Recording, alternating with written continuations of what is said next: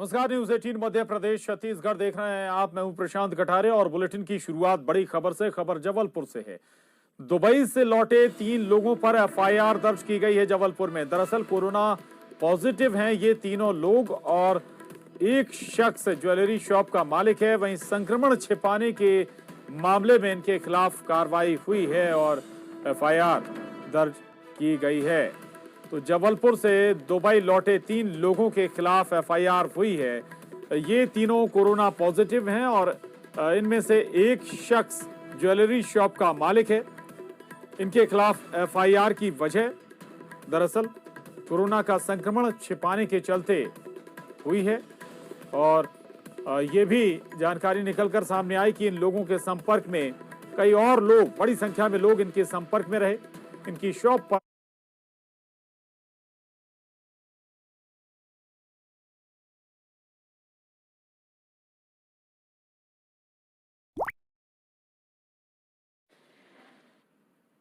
Guys, wanna try something new? पर सैकड़ों लोग आए और गए और इसी से चिंता का सबब जबलपुर वासियों का बढ़ गया है। और उसके बाद जबलपुर में भी लॉकडाउन जैसे हालात हैं। जबलपुर में मॉल और बाजार बंद कर दिए गए हैं। इसके अलावा जो परिवहन सेवाएं हैं उन्हें भी निरस्त कर दिया गया है अगले आदेश तक। यानी कि जबलपुर से ना तो किसी भी तरह की जो बसें हैं वो आ सकेंगी जबलपुर में किसी दूसरे शहर से, और ना ही जबलपुर से किसी दूसरे शहर में बसें और जो सार्वजनिक परिवहन के साधन हैं वो आ जा सकेंगे। दूसरी तरफ ये भी बता दें आपको कि जबलपुर मंडल और जबलपुर से गुजरने वाली ज्यादातर ट्रेनें, लगभग सभी ट्रेनें बंद कर दी गई हैं। 200 के करीब ये ट्रेनें हैं जिन्हें निरस्त किया गया है और 31 मार्च तक ये सभी ट्रेनें निरस्त रहेंगी। और खासतौर से अगर हम कल का जिक्र करें, 22 मार्च का जिक्र करें, तो जनता कर्फ्यू जिसका आह्वान पीएम नरेंद्र मोदी ने किया है उसके मद्देनजर 700 से ज्यादा ट्रेनें निरस्त रहने वाली हैं अलग अलग क्षेत्रों में, जगहों पर। लेकिन दूसरी तरफ जबलपुर में जरूर एक्शन लिया गया है उन 3 लोगों के खिलाफ जो कोरोना पॉजिटिव हैं और उन्होंने ये बात छुपाई है। हाल ही में ये दुबई से लौटे हैं जबलपुर और इन 3 लोगों में से एक का ज्वेलरी शॉप है और ये शख्स लगातार अपने कर्मचारियों के संपर्क में रहा। 2 दर्जन कर्मचारियों के संपर्क में ये शख्स लगातार कई दिनों तक रहा और उससे उन कर्मचारियों की जान भी आफत में आ गई है। प्रतीक अवस्थी हमारे साथ जुड़ गए हैं और जानकारी के साथ। प्रतीक, अब एक्शन लिया गया उन लोगों के खिलाफ कि उन्होंने कोरोना से संबंधित जानकारी छुपाई। क्या इन लोगों को मालूम था कि ये अफेक्टेड हो चुके हैं? प्रतीक, देखिए, बिल्कुल प्रशासन ने, जो कि आपको याद होगी, अभिनेत्री पे भी एक प्रकार की एफआईआर भारत में हुई है और उसी के लिहाज से मध्य प्रदेश में जिस प्रकार से लापरवाही बरती गई और इस वायरस को छुपाया गया, तो तत्काल रूप से पुलिस प्रशासन ने 3 सदस्यों पे एफआईआर करी। दरअसल इनकी एक ज्वेलरी की शॉप है और कहीं ना कहीं लापरवाही इन्होंने बरती है और लगातार 2 दिन तक ये अपने शॉप में बैठते रहे, जबकि इनको आइसोलेट होना था अपने ही स्वयं के घर पे, लेकिन दुकान में व्यवसाय करते रहे। इस लिहाज से तीनों पर ही एफआईआर लॉन्च की गई है। जबलपुर की लाडगंज थाने में 188 मान्य धाराओं के तहत, आईपीसी के धाराओं के तहत ये एफआईआर लॉन्च की गई है। मध्य प्रदेश में अब तक कोरोना की पहली एफआईआर जिसमें लापरवाही बरती गई। तो प्रशासन कितना सख्त है ये समझा जा सकता है। किस प्रकार से सीमाओं को सील कर दिया गया, यात्री परिवहन रोक दिया गया है, 2 दिन का लॉकडाउन यहाँ पर कर दिया गया है। शव यात्राओं जैसे संजीदा मसले पे भी लोग यहाँ नहीं आ रहे हैं, बाजार बंद हैं। तो कोरोना को लेकर हाई अलर्ट पर है जबलपुर और कोई कोताही नहीं बरती जा रही है। 300 बेडेड का एक आइसोलेशन सेंटर भी जिला प्रशासन ने यहाँ पर बना दिया और ये सख्त आदेश दिए हैं कि जो भी यात्री विदेश से आएंगे उन्हें सीधे पहले आइसोलेट सेंटर भेजा जाएगा, जो कि सुखसागर मेडिकल कॉलेज बनाया गया। उसके बाद वो अपने घर जा सकेंगे जब तक पुष्टि नहीं हो जाती कि वो कोरोना संदिग्ध या कोरोना पॉजिटिव नहीं है। प्रशांत जी, लेकिन प्रतीक, ये चूक कहाँ हो गई इन 3 लोगों के मद्देनजर? स्वाभाविक है दुबई से लौटे हैं तो एयरपोर्ट पर भी पहुंचे होंगे, एयरपोर्ट पर भी व्यवस्थाएं रही होंगी, और जबलपुर एयरपोर्ट पर पहुंचे या फिर दिल्ली एयरपोर्ट से फिर जबलपुर पहुंचे, और अगर जबलपुर में प्रशासन को इसकी खबर नहीं हुई कि बाहर से लोग आए हैं जो लौटे हैं अपने घर, विदेश का दौरा करके लौटे हैं? देखिए प्रशांत, जो चिकित्सक हमें बता रहे हैं कि थर्मल स्क्रीनिंग जो अमूमन एयरपोर्ट्स पे होती है उसमें हम नॉर्मल रूप से टेम्परेचर जो है वो नापते हैं और फर्स्ट स्टेज में कई बार कोरोना पकड़ में नहीं आता है टेम्परेचर की अगर बात की जाए, लेकिन कुछ ही देर में जैसे जैसे स्टेज आगे बढ़ती है ये वायरस अंदर अंदर परतता है, तो कई बार डिटेक्ट हम थर्मल उससे नहीं कर पाते, यानी जिस प्रकार से टेम्परेचर स्कैनिंग होती है उसमें शायद डिटेक्ट नहीं हो पाता, और जब जैसे दिन आगे बढ़ते हैं तब ये वायरस अंदर अंदर फैलता है। और ये इन केसों में भी यही हुआ, प्राथमिक स्क्रीनिंग में दरअसल ये पॉजिटिव है या नहीं इस बात का पता नहीं चल पाया, और जब ये वायरस अंदर ही अंदर पनपा, जब आईसीएमआर में ही इसके सैंपल भेजे गए जांच के लिए, तब ये पुख्ता हो पाया कि ये चारों मरीज कोरोना पॉजिटिव है। विशेष रूप से दुबई से 3 परिजन एक ही परिवार के आए थे, उनके मामले में तो यही बात हुई कि दिल्ली एयरपोर्ट की स्क्रीनिंग में भी ये निकल गए, जलपुर एयरपोर्ट की स्क्रीनिंग में भी निकल गए, लेकिन जब सैंपल भेजे गए तो ये पॉजिटिव पाए गए। प्रशांत, बिल्कुल, अब जाकर ये तस्वीर साफ हुई है और इसके बाद अब इनके खिलाफ एफआईआर भी दर्ज हुई है। बहुत शुक्रिया प्रतीक, आपका इस पूरी जानकारी के लिए धन्यवाद। अगली खबर का रुख करेंगे। अगली खबर जगदलपुर से है, जहां नदी किनारे फेंकी पाई गई हैं बड़ी मात्रा में मुर्गियां। जी हां, मुर्गियां फेंकी गई हैं नदी किनारे बड़ी मात्रा में। जगदलपुर से ये बड़ी खबर, कोरोना वायरस के डर से मुर्गियों को नदी किनारे फेंक दिया गया। मौके पर मेयर और सभापति भी पहुंचे हैं। नदी से मुर्गियां निकालकर दफनाने का काम अब किया जा रहा।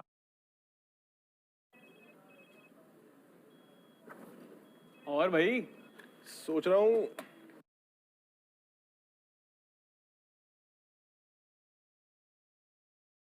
रहा है तो कोरोना का खौफ देखिए आप कि मुर्गियों को ही नदी किनारे फेंक दिया गया है। हालांकि अब नदी से इन मुर्गियों को बाहर निकालकर दफनाने की प्रयास शुरू हो गए हैं। प्रशासन मौके पर पहुंचा है।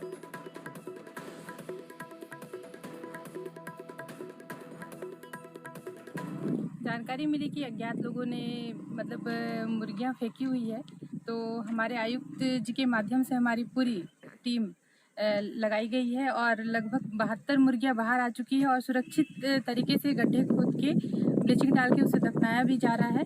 और आप लोगों के माध्यम से मैं बल्कि अपील करना चाहती हूँ कि इस तरीके से जो दूषित किया जा रहा है जल को और वातावरण को, ऐसा ना करें, अन्यथा हमें इस पर कोई कठोर निर्णय लेना पड़ेगा।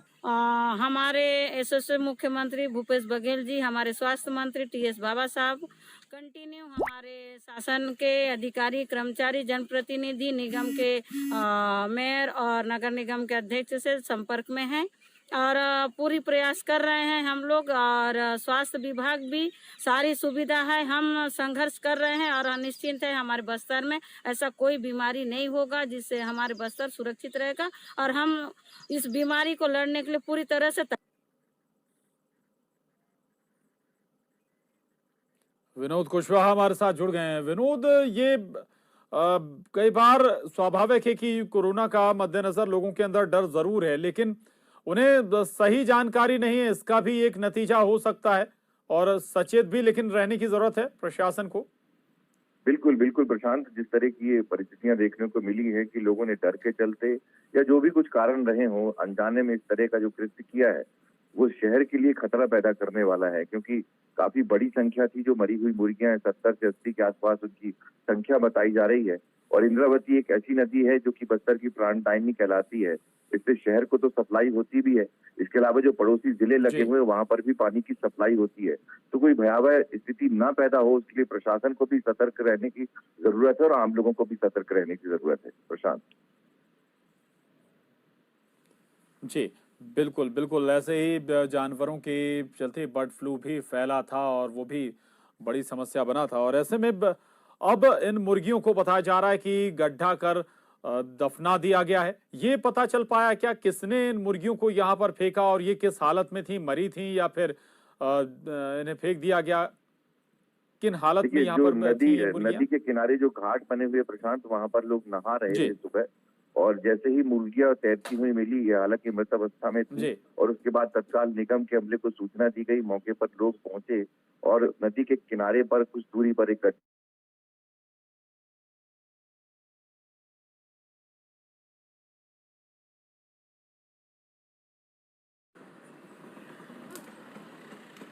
भाभी, ये कौन सा गेम खेल रही हो?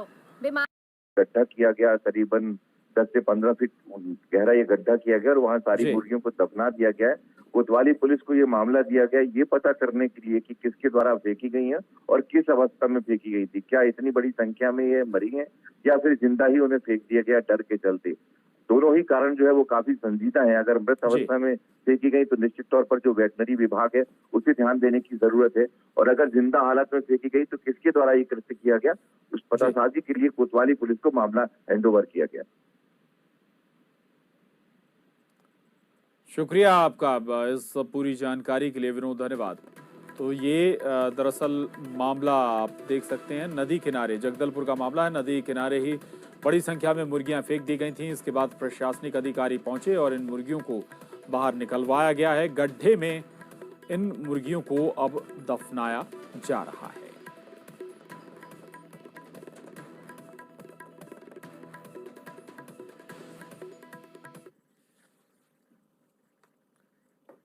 और यहां रुकना एक छोटे से ब्रेक के लिए, फौरन लौटेंगे।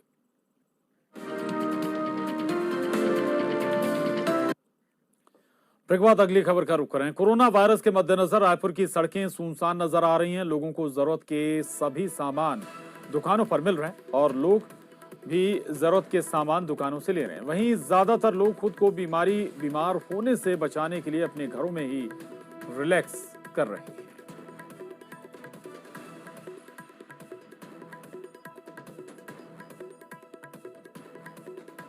राजधानी में आज कारोबार पूरी तरह बंद है। रायपुर के मेन मार्केट में इस वक्त हम मौजूद हैं और यहाँ की तस्वीरें आप देखिए कि किस तरह से शटर डाउन की स्थिति आपको नजर आएगी, लॉकडाउन की स्थिति नजर आएगी। तमाम दुकानें बंद है। जिस तरह से यहाँ सुबह से ही माहौल आपको लगेगा भीड़ भाड़ का, लेकिन आज सन्नाटा यहाँ पर पसरा हुआ है। तमाम कारोबारियों ने फैसला लिया है कि कोरोना वायरस के संक्रमण को रोकने के लिए अपने सारे प्रतिष्ठान बंद रखेंगे। हालांकि सरकार ने कोई आधिकारिक और औपचारिक घोषणा नहीं की है लॉकडाउन की, लेकिन जिस तरह का माहौल यहाँ पर नजर आ रहा है उससे ये समझ में आ रहा है कि लॉकडाउन की स्थिति निर्मित हो चुकी है।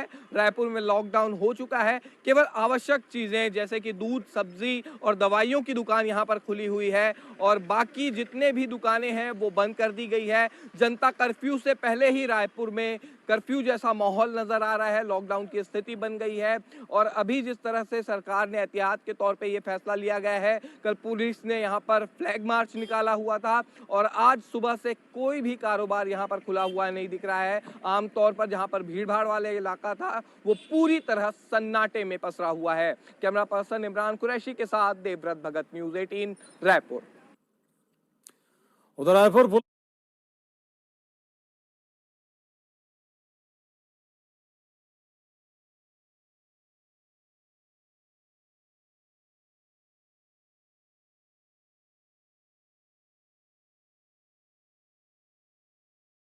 अरे ये क्या है सर ये रेड बुल है, दी एनर्जी ड्रिंक। तुरंत उतारो इसे। मेरे जहाज पर सिर्फ शैंपेन सर्व होगा। लेकिन सर पुलिस ने कोरोना को लेकर ट्वीट किया है। पुलिस ने रायपुर के लोगों से कहा है कि आप अपने घरों के अंदर रहें, हम बाहर आपकी सुरक्षा के लिए तैनात हैं। तो रायपुर पुलिस का ये ट्वीट है। ट्वीट के जरिए रायपुर पुलिस ने संदेश देने की कोशिश की है कि आप अपने घरों में ही रहें, वहां आप बेहतर सुरक्षित हैं और घर के बाहर आपकी सुरक्षा के लिए हर समय हम तैनात हैं।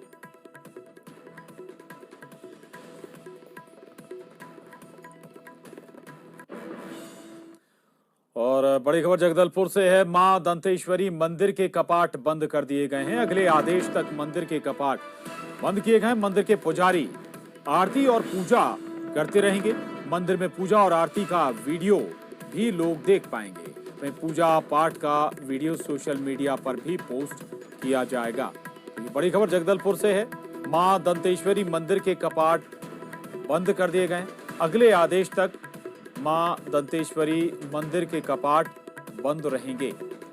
मंदिर के पुजारी हालांकि आरती और पूजा करते रहेंगे, लेकिन इस पूजा और आरती में आम जनता शामिल नहीं हो पाएगी। मंदिर में पूजा और आरती का वीडियो जरूर लोग देख सकते हैं। ये वीडियो दरअसल सोशल मीडिया पर भी पोस्ट किया जाएगा।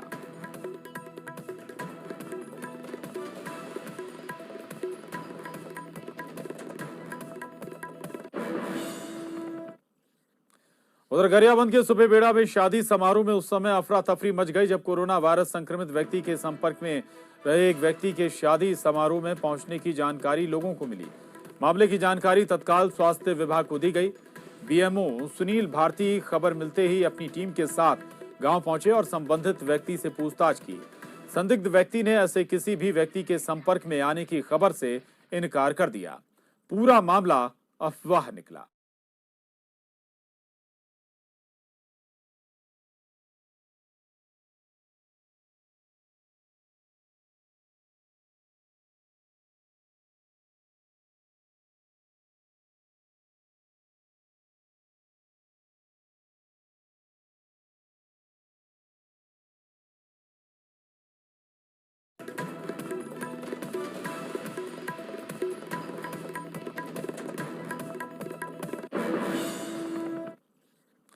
उधर गरियाबंद के सुपेबेड़ा में शादी समारोह में उस समय अफरा तफरी मच गई जब कोरोना वायरस संक्रमित व्यक्ति के संपर्क में रहे एक व्यक्ति के शादी समारोह में पहुंचने की जानकारी लोगों को मिली।